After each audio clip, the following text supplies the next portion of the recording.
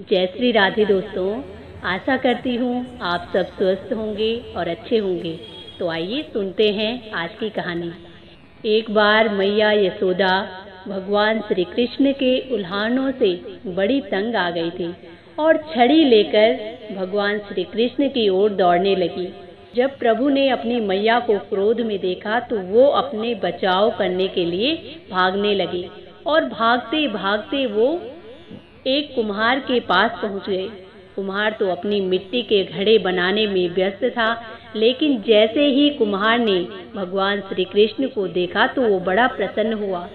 कुम्हार जानता था कि श्री कृष्ण साक्षात परमेश्वर हैं।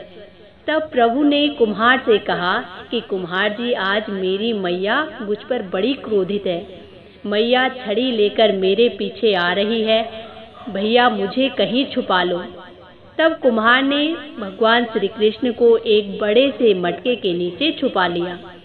कुछ ही देर बाद मैया यशोदा भी वहां आ गई और पूछने लगी कि क्यों रे कुम्हार, तूने मेरे कन्हैया को देखा? कुम्हार ने कह दिया कि नहीं मैया, मैंने कन्हैया को कहीं नहीं देखा।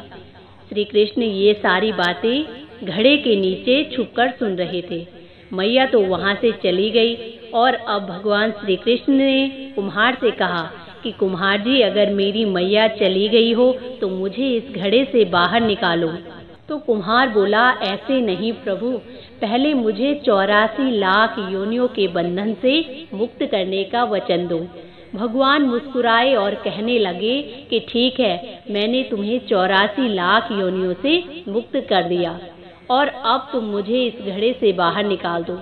कुम्हार कहने लगा कि मुझे अकेले नहीं प्रभु, मेरे परिवार के सभी लोगों को 84 लाख योनियों से मुक्त कर दो।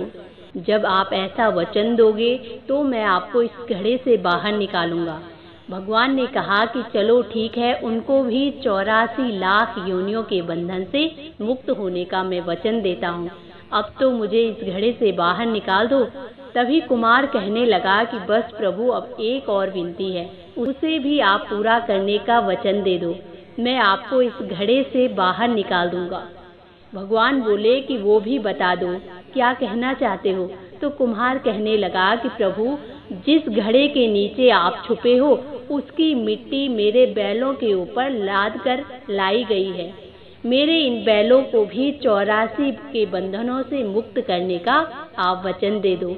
अब भगवान श्री कृष्ण कुम्हार से बड़े प्रसन्न हुए और कहा कि ठीक है, मैं तुम्हारे बैलों को भी 84 लाख बंधनों से मुक्त करने का वचन देता हूँ। फिर प्रभु बोले, अब तो तुम्हारी इच्छा पूरी हो गई, अब मुझे घड़े से बाहर निकाल दो। तब कुम्हार कहता है कि अभी नहीं भगवान, बस एक अंतिम इच्छा और है, उसे भी आप पूरा कर दीजिए। और वो ये है कि जो भी प्राणी हम दोनों के बीच के इस संवाद को सुनेगा उसे भी आप 84 लाख योनियों के बंधन से मुक्त करोगे। बस ये वचन दे दो तो मैं आपको इस घड़े से बाहर निकाल दूंगा। कुम्हार की प्रेम भरी बातें सुनकर भगवान श्री कृष्ण उससे बड़े खुश हुए और कुम्हार की इस इच्छा को भी पूरा करने का वचन दे दिया। फिर कुम्हार ने बाल श्री कृष्ण भगवान को उस घड़े से बाहर निकाल दिया और उनके चरणों में साष्टांग प्रणाम किया और फिर प्रभु के चरण धोए और चरणामृत पिया और अपनी पूरी झोपड़ी में चरणामृत का छिड़काव किया और प्रभु जी के गले लगकर इतना रोया कि प्रभु में ही विलीन हो गया।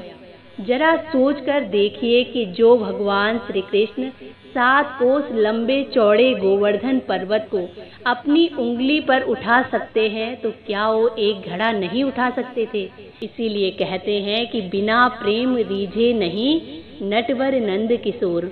कोई कितना भी यज्ञ करे, अनुष्ठान करे, इतना भी दान क्यों न करे, चाहे कितनी भक्ति करे, लेकिन जब तक मन में प्राणी मात्र के लिए प्रेम नहीं होगा तो प्रभु श्री कृष्ण नहीं मिल सकते। तो दोस्तों, ये थी आज की कहानी। आप सबको कैसी लगी? इसी के साथ जय श्री राधे।